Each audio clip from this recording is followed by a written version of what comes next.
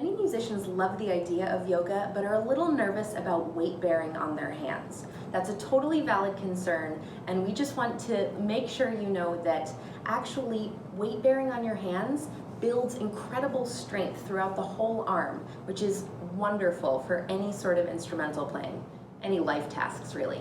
But to do so safely, we need to make sure that we've got some alignment things in place. So we're going to take you through some weight-bearing fundamentals with your hands.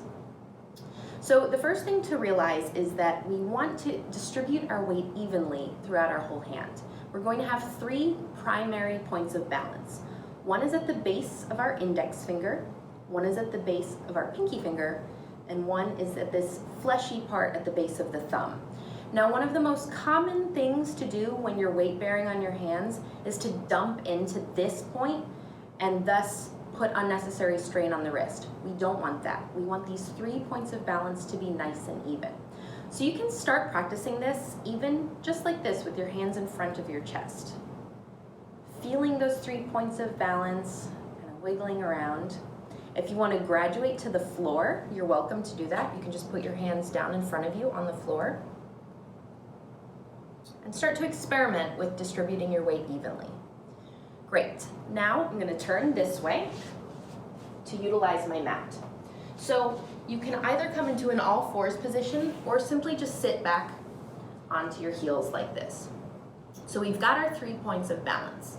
If you're practicing on a yoga mat, you want to think about your wrists, the creases of your wrists being parallel to the front of your mat. So we've got our tripods, our wrists are straight. When we let our fingers fall, they should be a healthy distance apart, but not overspread and not too clumped together. We want our wrists to be about the distance of our shoulders so that when we come into a weight-bearing position, our shoulders can stack right over our wrists. Now, we were grounding down through our tripods, but the center in the middle here is light, it's suctiony. It's either like a little froggy hand, or you can imagine that you've got a blueberry in the middle of your hand and you don't want to smash it. So our tripods are grounded, we're not smashing our blueberries, fingers spread comfortably, our index finger is pointing straight forward, wrists are parallel to the front of the mat, and then lastly, we want to think energetically of dragging our fingers backwards so that we have motion through them. We're not actually dragging the mat back, but you can imagine like you are. So already this activates through the arms. We're not passively dumping into any section of our hand, but we're really engaged. This makes sort of a spiraling motion through the biceps and triceps. That's great. And then if we want to add little by little, we can. So we can come into an all fours position, tabletop. And slowly, little by little, we're adding a little bit more weight onto our hands.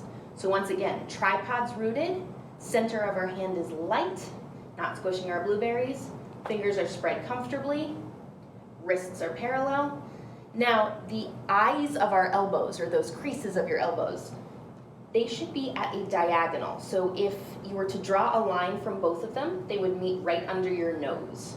So not too far forward and not too far back, right in the middle.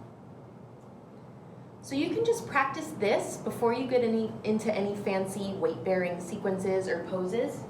If this is too much, you can increase the angle of your wrist here, or simply practice in front of your chest.